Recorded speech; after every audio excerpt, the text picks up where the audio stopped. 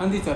तो global maxima या फिर तो ग्लोबल मिनिमा की मतलब कि अगर बात हम लोग करेंगे ना, तो हम लोग को वैल्यूज़ बेसिकली तो चेक करना है। तो कौन कौन से पॉइंट्स पर? तो 5 तरह के पॉइंट्स पर।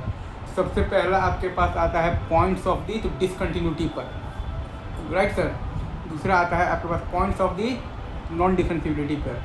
तीसरा आप इसी में आप मान लीजिए क्रिटिकल पॉइंट्स पर, मतलब कि जहाँ पर आपके पास F dash X is equal to 0 है और तो क्या है, तो नॉट डिफाइंड है, राइट सर।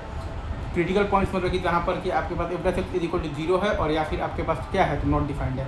चौथा आता है आपके पास एंड ऑफ द डोमेन्स पर, मतलब कि बाउंड्री कंडीशंस पर। और पांचवा आता है आपके पास लोकल मिनिमा और या फिर लोकल मैक्सिमा वाले पॉइंट्स पर। ये सही है। पहला आता है आपके पास पॉइंट्स ऑफ दी तो डिसकंटिन्यूटी पर। दूसरा आता है आपके पास पॉइंट्स ऑफ दी तो नॉन डिफरेंशिएबिलिटी पर। तीसरा आता है आपके पास क्रिटिकल पॉइंट्स पर, मतलब कि जहाँ पर कि एफ डैश एक्स आपका बेसिकली क्या है, इज इक्वल टू 0 है और नॉन डिफाइंड है।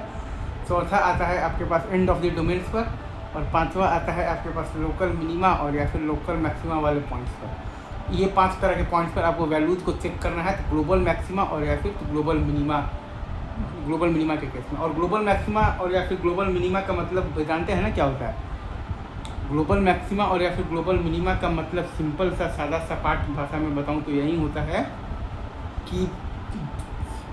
कि फंक्शन के पूरे डोमेन में मैक्सिमम वैल्यू क्या है और या फिर मिनिमम वैल्यू क्या है। फंक्शन के पूरे डोमेन में मैक्सिमम वैल्यू बेसिकली क्या है और मिनिमम वैल्यू क्या है। As simple as that. Thank you very much.